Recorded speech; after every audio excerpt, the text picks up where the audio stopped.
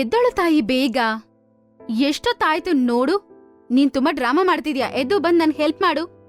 ಅಮ್ಮ ಪ್ಲೀಸ್ ಅಮ್ಮ, ನನ್ನ ಮಲ್ಕೊಳಕ್ ಬಿಡು. ಇನ್ನೊಂದ್ 5 ಮಿನಿಟ್ಸ್ ಅಮ್ಮ ಅಷ್ಟೇ. ನಾನ್ ಬಂದ್ ನಿನ್ ಹೆಲ್ಪ್ ಮಾಡ್ತೀನಿ. ಕಿಚನ್ ಕ್ಲೀನ್ ಮಾಡ್ತೀನಿ, ಸಾಮಾನ್ ತೊಳಿತೀನಿ, ಆಯ್ತಾ? ನನ್ಗೆ ಅದೇನ್ ಬೇಕಾಗಿಲ್ಲ, ನಾನ್ ಅದ್ ಮಾಡ್ಕೋತೀನಿ. ನೀನ್ ಬಂದ್ ಅಡಿಗೆ ಮಾಡು. ಅಮ್ಮ ಅಡಿಗೆನಾ? ಯಾಕಮ್ಮ ಎಲ್ಲಾರ್ನೂ ಹಸಿವಿನಿಂದ ಹಿಂಗೆ ಸಾಯಿಸ್ಬೇಕು ಅನ್ಕೊಂಡಿದ್ಯಾ? ಸರಿ, ನೀನ್ ಚಿಂತೆ ಮಾಡ್ಬೇಡ. ನಾನು ಏನಾದ್ರೂ ಆನ್ಲೈನಲ್ಲಿ ಆರ್ಡರ್ ಮಾಡ್ತೀನಿ. ಹೇಳು ನಿನ್ಗೇನ್ ಬೇಕಂತ. ಈಗ್ಲೇ ಆರ್ಡರ್ ಮಾಡ್ಬಿಡ್ತೀನಿ. ಬಾಯ್ ಮುಚ್ಚು. ಮದ್ವೆ ಆಗ ಅತ್ತೆ ಮನೆಗೆ ಹೋದ್ರು ಹೀಗೆ ಮಾಡ್ತೀಯಾ ನೀನು? ಅಮ್ಮ ಅಡಿಗೆ ಮಾಡೋದನ್ನ ಕಲ್ತ್ಕೊಮ್ಮ ತಾಯಿ. ಯಾಕಂದ್ರೆ ಅತ್ತೆ ಮನೆಗೆ ಹೋಗಿ ಗೊತ್ತಿಲ್ಲ ಅಂತ ಹೇಳ್ಬಾರ್ದು. ಓಫೋ ಅಮ್ಮ, ನಿಮ್ ಕಾಲ ಅಲ್ಲ ಬಿಡಮ್ಮ. ಇವಾಗ ಕಾಲ ಎಲ್ಲ ಬದ್ಲಾಗಿದೆ. ಅಡಿಗೆ ಮಾಡಕ್ಕೂ ಅತ್ತೆ ಮನೆಯಲ್ಲಿ ಯಾರಾದ್ರೂ ಕೆಲ್ಸದವ್ರು ಇರ್ತಾರೆ. ಸೊಸೆ ಮಾಡ್ಬೇಕಂತಿಲ್ಲ.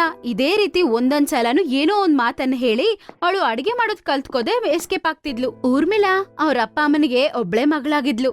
ಅವ್ರಪ್ಪ ಒಂದು ಪ್ರೈವೇಟ್ ಕಂಪನಿಯಲ್ಲಿ ಮ್ಯಾನೇಜರ್ ಆಗಿದ್ರು. ಅವರು ಚೆನ್ನಾಗ್ ಸಂಪಾದನೆ ಮಾಡ್ತಿದ್ರು. ಅದಕ್ಕೆ ಊರ್ಮಿಳಾಗೆ ಏನು ಕಡಿಮೆನೇ ಇದ್ದಿರ್ಲಿಲ್ಲ. ಅವಳು ದುಡ್ಡಿನ ಅಹಂಕಾರ ಇಲ್ಲ, ಆದ್ರೆ ಅವಳಿಗೆ ಏನಾದ್ರೂ ಕಲ್ತ್ಕೋಬೇಕು ಈ ರೀತಿಯಾದ ವಿಷಯಗಳು ಏನೂ ಇಲ್ಲ. ಕಷ್ಟ ಬಂದಾಗ ಜೀವನ ಕಳಿಬೇಕಂದ್ರೆ ಎಲ್ಲ ಕಲ್ತಿರ್ಬೇಕಲ್ವಾ, ಅದನ್ನ ಕಲಿಬೇಕಂತ ಅವಳಿಗೆ ಏನು ಮೈಂಡ್ ಸೆಟ್ ಇರ್ಲಿಲ್ಲ. ಆರಾಮಾಗಿ ಜೀವನ ಕಳಿತಿದ್ಲು. ಮನೆ ಕೆಲ್ಸ ಮಾಡಕ್ಕೂ ಬರಲ್ಲ, ಮತ್ತೆ ಅಡಿಗೆ ಮಾಡಕ್ಕೂ ಬರಲ್ಲ. ಅವರಮ್ಮ ಹೇಳ್ಕೊಡ್ತೀನಿ ಅಂದ್ರು. ಅವಳು ಅದನ್ನ ಕಲ್ತ್ಕೊಳ್ಳೋದಕ್ಕೆ ಪಾಪ ರೆಡಿ ಆಗೂ ಇಲ್ಲ. ಅದರಿಂದ ಪಾಪ ಅವ್ರಮ್ಮ ಸರಳ ತುಂಬಾನೇ ಬೇಜಾರ್ ಪಟ್ಕೋತಿದ್ರು. ಏನ್ ವಿಷಯ ಸರಳ, ಯಾಕೆ ಟೆನ್ಷನ್ ಅಲ್ಲಿದ್ಯಾ? ಅಬ್ಬಾ, ಇಷ್ಟು ಮೆಣಸಾ? ಮನೆ ಊಟ ತಿಂತಿದ್ದೀರಾ ಅಂತ ಸ್ವಲ್ಪ ಸಂತೋಷ ಪಡಿ ಆಯ್ತಾ? ನಿಮ್ ಮಗಳೇನಾದ್ರೂ ಅಡಿಗೆ ಮಾಡುವ ಸಮಯ ಬಂದ್ಬಿಟ್ರೆ ದಿನ ಹೋಟ್ಲಲ್ಲಿಂದ ತಿನ್ಬೇಕಷ್ಟೇ. ಓಹೋ, ಗೊತ್ತಾಯ್ತು.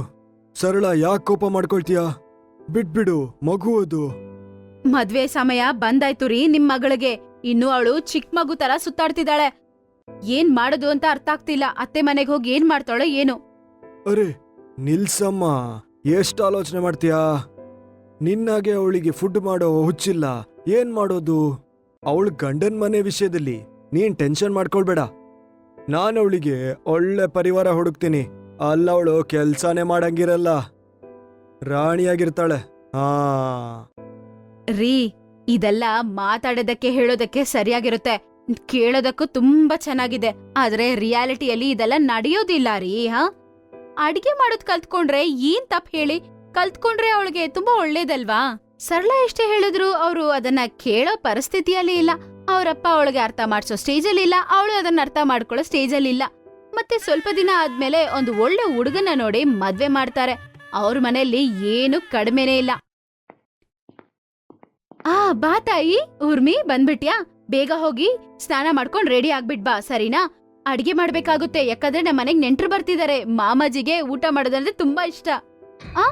ಅಡ್ಗೆನಾ?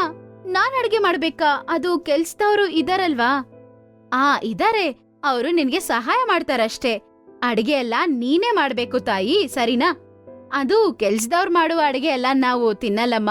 ಅದೂ ಅಲ್ದೆ ನಿಮ್ಮ ಮಾವ ಬರ್ತಿದಾರೆ. ಅವರು ನಿನ್ ಕೈಯಿನ ಊಟನೇ ತಿನ್ಬೇಕು ಅಂತ ಆಸೆ ಅವ್ರಿಗೆ. ಹಂಗಂತೇಳಿ ಊರ್ಮಿಳಾನ ಅತ್ತೆ ಅಲ್ಲಿಂದ ಹೋಗ್ಬಿಡ್ತಾರೆ. ಅವಳಿಗೆ ತುಂಬಾನೇ ಟೆನ್ಷನ್ ಆಗ್ಬಿಡುತ್ತೆ. ಅವಳು ಅವ್ರ ಮನೆಯಲ್ಲಿ ಟೀ ಸಹ ಮಾಡಿರೋದಿಲ್ಲ. ಇವಾಗ ಇಲ್ಲಿ ಅಡ್ಗೆ ಮಾಡ್ಬೇಕು ಅಂದ್ರೆ ಅವಳಿಗೆ ಭಯ ಆಗ್ಬಿಡುತ್ತೆ. ಏನ್ ಮಾಡುತ್ತಂತ ಅವ್ರಿಗೆ ಅರ್ಥ ಆಗಲ್ಲ. ಅವಳಿಗೆ ಐಡಿಯಾನೇ ಬಂದಿಲ್ಲ. ಅದರಿಂದ ಅವಳು ಗಂಡ ಹತ್ರ ಹೋಗ್ಬಿಟ್ಟು ಎಲ್ಲ ವಿಷಯ ಹೇಳ್ತಾಳೆ. ಏನ್ ಹೇಳ್ತಿದ್ಯಾ? ನಿಂಗೆ ಅಡ್ಗೆ ಮಾಡಕ್ ಬರಲ್ವಾ? ನೀವ್ ಯಾಕೆ ಇಷ್ಟು ಶಾಕ್ ಆಗ್ತಿದ್ದೀರಾ? ನಾವ್ ಮದ್ವೆಗ್ ಮುಂಚೆ ಹೇಳ್ದೆ ಅಲ್ವಾ ನನ್ಗೆ ಅಡ್ಗೆ ಮಾಡಕ್ ಬರಲ್ಲ ಅಂತ. ಅರೆ, ನಿಂಗೆ ಅಡ್ಗೆ ಮಾಡೋದು ಇಷ್ಟ ಇಲ್ಲ ಅಂದಿದ್ದಲ್ವಾ? ಅದ್ರ ಅರ್ಥ ಅಡ್ಗೆ ಮಾಡಕ್ ಬರಲ್ಲ ಅಂತಾನಾ? ಆದ್ರೆ ಈ ಮನೇಲಿ ಕೆಲ್ಸದವ್ರು ಇದಾರಲ್ವಾ, ನಾನ್ ಯಾಕೆ ಅಡ್ಗೆ ಮಾಡ್ಬೇಕಾಗುತ್ತೆ? ಯಾಕಂದ್ರೆ ನೀನಿ ಮನೆ ಸೊಸೆ, ಮತ್ತೆ ಇದನ್ನೆಲ್ಲ ನೀನೇ ಮಾಡ್ಬೇಕಿನ್ನು. ಆದ್ರೆ ನೌಕರನ್ನ ಯಾಕೆ ಇಟ್ಕೊಂಡಿದ್ದೀರಾ? ತೋರ್ಸ್ಕೊಳಕ್ ಮಾತ್ರನಾ? ಊರ್ಮಿ, ಬಾಯಿಗೆ ಬಂದಾಗ ಮಾತಾಡ್ತಿದ್ಯಾ? ಒಳ್ಳೇದಾಯ್ತಿಲ್ಲ ನಾನಿರೋದು. ನೋಡು, ನೀನ್ ಏನ್ ಬೇಕಾದ್ರೂ ಅನ್ಕೋ, ಆದ್ರೆ ಅಡ್ಗೆ ಮಾಡೋದ್ ನೀನಿನ್ನು ಕಲೀಲೇಬೇಕು ಅಷ್ಟೇ. ಇಷ್ಟು ನಡೆದ್ರೂ ಕೂಡ ಅವಳು ಅಡ್ಗೆ ಮಾಡೋದನ್ನ ಕಲ್ತ್ಕೋಬೇಕು ಅಂತ ಇಂಟ್ರೆಸ್ಟ್ ಇಡೋದೇ ಇಲ್ಲ. ಆದ್ರೆ ಈ ಪ್ರಾಬ್ಲಮ್ನ ಅವಳು ಬೇರೆ ರೀತಿಯಲ್ಲಿ ಸಾಲ್ವ್ ಮಾಡೋದಕ್ಕೆ ಪ್ಲಾನ್ ಮಾಡ್ತಾಳೆ. ಚಿಕ್ಕಪ್ಪ, ಪ್ರತಿ ತಿಂಗಳು ನಿಮ್ ಸಂಬಳಕ್ಕಿಂತ ಹೆಚ್ಚು ದುಡ್ಡು ನಾನ್ ಕೊಡ್ತೀನಾಯ್ತಾ? ನೀವು ನನ್ಗೋಸ್ಕರ ದಯವಿಟ್ಟು ಅಡ್ಗೆ ಮಾಡ್ಬಿಡಿ. ಆದ್ರೆ ನಾನ್ ಮಾಡ್ತಿರೋ ತರ ಇರ್ಬೇಕು. ನೀವು ಮಾಡ್ತಿದ್ದೀರಾ ಅಂತ ಯಾರಿಗೂ ಗೊತ್ತಾಗ್ಬಾರ್ದು, ಸರಿನಾ? ಊರ್ಮಿಳಾ ಇದೇ ರೀತಿ ಸ್ವಲ್ಪ ದಿನ ಮ್ಯಾನೇಜ್ ಮಾಡ್ಬಿಡ್ತಾಳೆ. ಆದ್ರೆ ಸ್ವಲ್ಪ ದಿನ ಆದ್ಮೇಲೆ ಈ ವಿಷಯ ಗೊತ್ತಾಗ್ಬಿಡುತ್ತೆ. ಆಮೇಲೆ ಏನ್ ನಡೆಯುತ್ತೆ ಅಂತ ಊರ್ಮಿಳಾ ಕನ್ಸಲ್ಲೂ ಕೂಡ ನೆನ್ಸ್ಕೊಂಡ್ ನೋಡಿರಲ್ಲ. ಇದೆಲ್ಲ ಮಾಡೋದಕ್ಕೆ ನಿನ್ಗೆ ನಾಚಿಕೆ ಆಗಿಲ್ವಾ? ಅಡ್ಗೆ ಮಾಡಕ್ ಬಂದಿಲ್ಲ ಅಂದ್ರೆ ಅಡ್ಗೆ ಮಾಡೋದ್ ಕಲ್ತ್ಕೋಬೇಕು. ನಾನ್ ನಿನ್ಗೆ ಅಡ್ಗೆ ಮಾಡೋದ್ ಕಲ್ತ್ಕೊಡ್ತಿದ್ದೆ, ಆದ್ರೆ ನೀನ್ ಯಾಕಿಗೆ ಕಲ್ತನದ ವಿಷಯ ಮಾಡ್ತಿದ್ಯಾ? ನಾನ್ ತಪ್ಪು ಮಾಡಿಲ್ಲ, ನೀವೇ ತಪ್ಪು ಮಾಡಿರೋದು. ನಿಮ್ ಮನೆಗೆ ಸೊಸೆ ಬೇಕಾಗಿಲ್ಲ, ಕೆಲ್ಸದವ್ರು ಬೇಕು ಅಂತ ಮದ್ವೆಗ್ ಮುಂಚೆನೆ ನೀವು ಹೇಳ್ಬೇಕಾಗಿತ್ತಲ್ವಾ? ಊರ್ಮಿ, ಬಾಯ್ ಮುಚ್ಚು. ಎಷ್ಟ್ ಧೈರ್ಯ ನಿಂಗೆ? ಅಮ್ಮನಿಗೀಗ ಮಾತಾಡ್ತೀಯಾ? ನಿನ್ ತಪ್ಪಿಗೆ ಸಾರಿ ಕೇಳೋದ್ ಬಿಟ್ಟು ಅಮ್ಮನಿಗೆ ಜೋರ್ ಮಾಡ್ತೀಯಾ? ಹಾ, ತಪ್ಪು ಮಾಡಿದೀನಿ, ಆದ್ರೆ ನೀವ್ ಮಾಡಿರೋದ್ ಕೂಡ ಖಂಡಿತವಾಗೂ ತಪ್ಪು. ಓ ಹೌದಾ? ಹಾಗನ್ಸುತ್ತಾ? ಸರಿ ಹಾಗಾದ್ರೆ ನಾನ್ ನಿನ್ ತಪ್ಪನ್ನ ಸರಿ ಮಾಡಕ್ಕೆ ಒಂದ್ ಚಾನ್ಸ್ ಕೊಡ್ತೀನಿ. ನೀನ್ ಈಗ್ಲೇ ನಿನ್ ಮನೆಗೆ ಹೊರಟು ಬಿಡು. ಖಂಡಿತವಾಗ್ಲೂ ಹೋಗ್ತಿದೀನಿ. ನೀವ್ ನನ್ಗ್ ಹೋಗು ಅಂತ ಹೇಳ್ಬೇಕಾಗಿಲ್ಲ, ಸರಿನಾ? ಅರ್ಥ ಆಯ್ತಾ? ಹಂಗಂತೇಳಿ ಕೋಪದಿಂದ ಅವಳು ಅವ್ರ ತವರ್ ಮನೆಗ್ ಹೋಗ್ಬಿಡ್ತಾಳೆ. ಅಲ್ಲಿ ಅವ್ರ ಅಪ್ಪ ಅಮ್ಮ ಎಷ್ಟ್ ಹೇಳಿದ್ರು ಅವಳು ಕೇಳಲ್ಲ. ಆದ್ರೆ ಈಗ ಅವಳಿಗೆ ಏನು ಅರ್ಥ ಆಗ್ತಿಲ್ಲ. ಅವಳಿಗ್ ನಂಬಿಕೆ ಇತ್ತು ಅವಳಿಗೋಸ್ಕರ ಅವ್ರ ಅಪ್ಪ ಏನ್ ಬೇಕಾದ್ರೂ ಮಾಡ್ತಾರಂತ. ಆದ್ರೆ ಪರಿಸ್ಥಿತಿ ಇವಾಗ ಮುಂಚಿನ ತರ ಇಲ್ಲ. ಮಗಳೇ, ನಿನ್ನಮ್ಮ ಹೇಳೋದು ಸರಿ. ಅಡ್ಗೆ ಮಾಡೋ ವಿಷಯದಲ್ಲಿ ನೀನು ಡೈವೋರ್ಸ್ ತಗೊಳ್ಬಾರ್ದು. ಮ್ಯಾಟ್ರು ಸರಿ ಆಗುತ್ತೆ. ಸ್ವಲ್ಪ ದಿನ ಇಲ್ಲೇ ಇರು, ಎಲ್ಲ ಕಲ್ತ್ಕೊಂಡೋಗಮ್ಮನಿಂದ, ಎಲ್ಲ ಸರಿಯಾಗುತ್ತೆ. ಇದು ಊರ್ಮಿಳಾಗೆ ತುಂಬಾ ದೊಡ್ಡ ಚಾಲೆಂಜ್ ಆಗಿತ್ತು. ಇವಾಗ ಅವಳತ್ರ ಬೇರೆ ದಾರಿನೇ ಇಲ್ಲ. ಬರೀ ಅಡ್ಗೆ ಮಾಡೋದ್ ಕಲ್ತ್ಕೊಂಡು ಅತ್ತೆ ಮನೆಗ್ ಹೋಗ್ಬೇಕಾಗಿರೋದ್ ಮಾತ್ರನೇ ಒಂದೇ ದಾರಿ. ಸರಿ ಅಂತ ಅವಳು ಅಡ್ಗೆ ಮಾಡೋದು ಕಲ್ತ್ಕೊಳ್ಳೋಣ ಅನ್ಕೋತಾಳೆ. ಅವ್ರಮ್ಮ ಅಡ್ಗೆ ಮಾಡೋದು ಹೇಳ್ಕೊಡ್ತಾರೆ. ಸ್ಟಾರ್ಟಿಂಗ್ ಅವಳಿಗೆ ಇಷ್ಟನೇ ಆಗ್ತಿರ್ಲಿಲ್ಲ. ಆದ್ರೆ ಸ್ವಲ್ಪ ದಿನ ಆದ್ಮೇಲೆ ಅವಳಿಗೆ ಅಡಿಗೆ ಮಾಡೋದು ತುಂಬಾನೇ ಇಂಟ್ರೆಸ್ಟ್ ಆಗ್ಬಿಡುತ್ತೆ. ಅಡಿಗೆ ಮಾಡಿ ತಿನ್ನೋದು ತುಂಬಾ ಇಷ್ಟ ಆಗುತ್ತೆ. ತುಂಬಾ ತಿಂಗಳ ನಂತರ ಏನಾಗುತ್ತಂದ್ರೆ, ಮಗಳೇ, ನಿಜವಾಗ್ಲು ಒಳ್ಳೆ ಅಡ್ಗೆ ಮಾಡಿದ್ಯಾ. ವಾವ್. ಅಪ್ಪ ನಿಜನಾ? ಹಾಗಾದ್ರೆ ನನ್ನ ಅತ್ತೆ ಮನೆಗೆ ನಾನು ಹೋಗ್ಬೋದಾ? ನಾನು ಅಡ್ಗೆ ಚೆನ್ನಾಗ್ ಮಾಡ್ತಿದ್ದೀನಲ್ವಪ್ಪ? ಆ ಮಾತ್ ಕೇಳಿಸ್ಕೊಂಡು ಅವ್ರ ಅಪ್ಪನ ಕಣ್ಣಲ್ಲಿ ಕಣ್ಣೀರ್ ಬರುತ್ತೆ. ಅವರು ಅವಳ ತಲೆ ಮೇಲೆ ಕೈ ಇಟ್ಟು ಈಗಂತ ಅಂತಾರೆ, ಹಾ ಮಗ್ಲೆ, ಆಲೋಚನೆ ಮಾಡ್ಬೇಡ, ನಿನ್ನಪ್ಪ ನಾನಿದ್ದೀನಿ. ಊರ್ಮಿಳಾ ಅವರಪ್ಪ ಊಟ ತಿಂದ್ಮೇಲೆ ಫೋನ್ ಮಾಡಿ ಮಾತಾಡ್ತಾರೆ. ಊರ್ಮಿ ಇನ್ಮೇಲೆ ಎಲ್ಲ ಚೆನ್ನಾಗಿರುತ್ತೆ ಅಂತ ಯೋಚನೆ ಮಾಡಿ ಸಂತೋಷವಾಗಿರ್ತಾಳೆ. ಯಾಕಪ್ಪ? ಏನಾಯ್ತಪ್ಪ? ಅವ್ರು ನನ್ ಕರ್ಕೊಂಡೋಗಕ್ ಯಾವಾಗ ಬರ್ತಾರೆ? ಮಗು, ನೀನಲ್ಲಿ ಹೋಗದೆ ಇದ್ರೇನೆ ಒಳ್ಳೇದು. ಆದ್ರೆ ಯಾಕಪ್ಪ? ನೀವ್ಯಾಕ ಹಂಗ್ ಹೇಳ್ತಿದ್ದೀರಾ? ಮಗು, ಅವರಿಗೆ ಬಿಸ್ನೆಸ್ ಅಲ್ಲಿ ಲಾಸ್ ಆಗಿದೆ. ಅವ್ರ ಪರಿಸ್ಥಿತಿ ಹಾಳಾಗಿದೆ. ಅವ್ರ ಮನೆ ಸೇಲ್ ಆಗೋದ್ರಲ್ಲಿದೆ.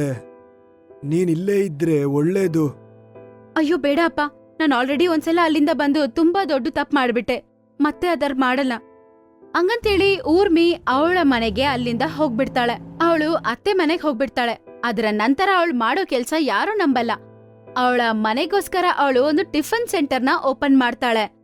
ಅವಳ ಸ್ವಂತವಾದ ಟಿಫನ್ ನ ಪ್ರಿಪೇರ್ ಮಾಡಿ ಹೋಮ್ ಡೆಲಿವರಿ ಮಾಡ್ತಿದ್ಲು. ಅಲ್ಲಿರುವ ಜನರಿಗೆ ಎಲ್ಲಾರ್ಗೂ ಆ ಟಿಫನ್ ಅಂದ್ರೆ ತುಂಬಾ ಇಷ್ಟ ಆಗುತ್ತೆ. ಆದ್ರಿಂದ ಅವಳ ಬಿಸ್ನೆಸ್ ಕೂಡ ತುಂಬಾ ಚೆನ್ನಾಗ್ ರನ್ ಆಗುತ್ತೆ. ಯಾಕಂದ್ರೆ ಅವಳ ಕೈಯಿಂದ ಮಾಡಿರುವ ಟಿಫನ್ ಅದು ತುಂಬಾನೇ ರುಚಿಯಾಗಿತ್ತು. ಎಲ್ಲಾರ್ಗೂ ಇಷ್ಟ ಆಗಿತ್ತು. ಅವ್ರ ರಿಲೇಶನ್ಶಿಪ್ ಅಲ್ಲಿ ಬಂದಿರುವ ದೂರನೂ ಮುಗೀತು. ಊರ್ಮಿ, ಕ್ಷಮಿಸ್ಬಿಡು ನನ್ನ. ನೀನಿಲ್ಲ ಅಂದಿದ್ರೆ ಅಷ್ಟೇನೆ, ನಾವ್ ಈ ಕಷ್ಟದಿಂದ ಹೊರಗ್ ಬರ್ತಿರ್ಲಿಲ್ಲ. ತುಂಬಾ ತಪ್ಪು ಮಾಡಿದ್ದೀನಿ ನಿನ್ ಜೊತೆ. ನೀನ್ ನಮ್ಮನೆ ಲಕ್ಷ್ಮಿ ಕಣೆ. ನೀನದನ್ನ ಪ್ರೂವ್ ಮಾಡಿದ್ಯಾ. ನಾನ್ ಯಾರು? ನನ್ ಕೈಲಿ ಏನ್ ಮಾಡಕ್ಕಾಗತ್ತೆ? ಇದೆಲ್ಲ ನನ್ಗೆ ಖಂಡಿತವಾಗ್ಲೂ ಗೊತ್ತಾಗ್ತಿರ್ಲಿಲ್ಲ.